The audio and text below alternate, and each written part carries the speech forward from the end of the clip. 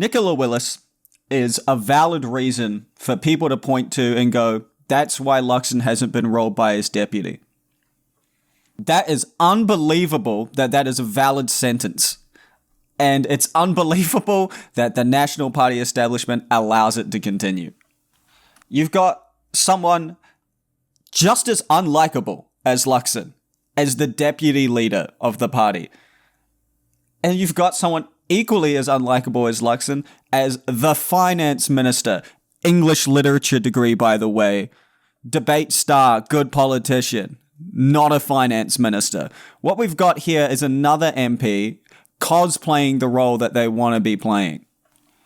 Much like Luxon, it seems like no amount of media training can get Nicola Willis to connect with the average Kiwi. What do you mean we're looking at it glass half empty? The economy's shit. Of course we're looking at it glass half empty. There's not enough shit to fill the rest of the cup up anyway. We shouldn't take the job losses personally. We shouldn't take this personally. There's 18,000 less builders in work at the moment. Those aren't even government jobs you've cut. That's just because everything is so fucking stagnant. And we shouldn't take that personally. And then you said that people who lost government jobs shouldn't take it personally. I'd like you to walk down to them and tell them that to their face. I really would. And look, I understand that the last government overhired. I understand that these cuts may have had to happen. But saying to them, you shouldn't take it personally when it's their job and livelihood is horrendously ignorant and out of touch. Now, I believe we could be saving some money. And hey, if the argument was, look, we are saving money, here's some tangible examples of that, then great. But the debt's getting worse. They're spending more money. So what is the fucking point? You're just reprioritizing to places that don't help the average person and then going, don't take it personally when you don't have work. We're going to make sure these landlords get their extra money though. That's integral. But don't ever look at this glass half empty because we're giving the rest of the glass to the people who don't really need it as much as you. But don't worry.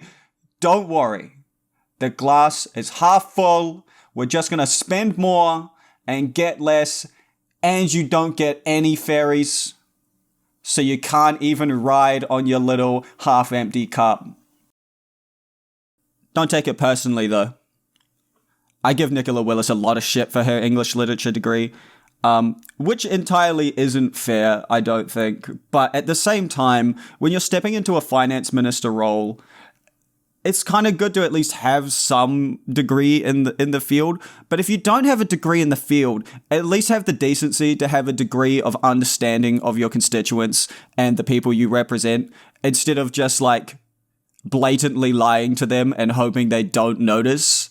Because that makes us really fucking upset with you. And that's how you end up, once again, with a National Party that's not even through one term, potentially losing to a no-policy Labour. I know I said that in the Luxon video, but it still stands. Nicola Willis is just as much of an issue with this as Luxon is in many ways. She's the finance minister, and she should know better. She worked under Bill English when he was finance minister. That's another English literature degree, by the way, but he also had a commerce degree, in all fairness. But, like, she should have seen this. She worked under John Key. She helped him win in 2008. That was a big win. They should know what to do, and they're just not. They're just whiffing it. And I'm exploding again because I just don't understand how they keep whiffing with this. I think the takeaway that comes mostly with this is National needs a full refresh. Luxon was not a refresh, and I think we all know that. This was obviously, like, someone very close to John Key. It was in that circle. New Zealand doesn't want a John Key anymore. We've moved on. Too much of us don't view the neoliberal agenda as the way to go. And if you want to keep pursuing it, don't put it front and center. I know that sounds harsh, but it is the reality. Christopher Luxon's not working. Nicola Willis is not working. These people feel like Play-Doh of humans, right? You kind of look at them, you think, they look like me, they kind of sound like me, but they definitely don't represent me. And if you're not representing your country and the main constituents of your country, then they're not going to vote for you. There's only so much like core national support that National has. And even that is running out rapidly as we devolve further into MMP. Going into next year's election, they're likely to find some kind of magical money pool to randomly grab bag some nice camera-worthy policies to say, oh, we're going to build this and this, because they'll use it for electioneering, obviously. But too much of the public sees through it now, I think. We've had it exposed to us so violently, the fact that the spending hasn't really gone down. We've just reprioritized, and not in really a way that the average Kiwi's gonna feel the benefit from. And if the benefit is not immediate, people probably won't vote for it because it's not flashy, and that's what they'll do next year. I understand they'll have some flashy policies to throw some money at so they can say, we're going to do this if we get re-elected. You should definitely vote for us. We definitely aren't lying this time. And I think just like National with the fairies, we're just not going to fucking buy it. Unlike Luxon, however, you can change finance minister. You can change deputy leader and it not be a massive headache on the electorate. I'm pretty confident that if they don't roll Luxon, the next best option is to roll Nicola Willis as deputy and finance minister. I think you can probably counterweight Luxon by putting a new face next to him.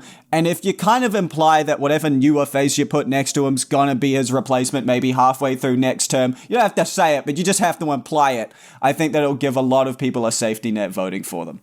So once again, we're going to give this National MP a get rid of them for the sake of your own party and for the average New Zealander.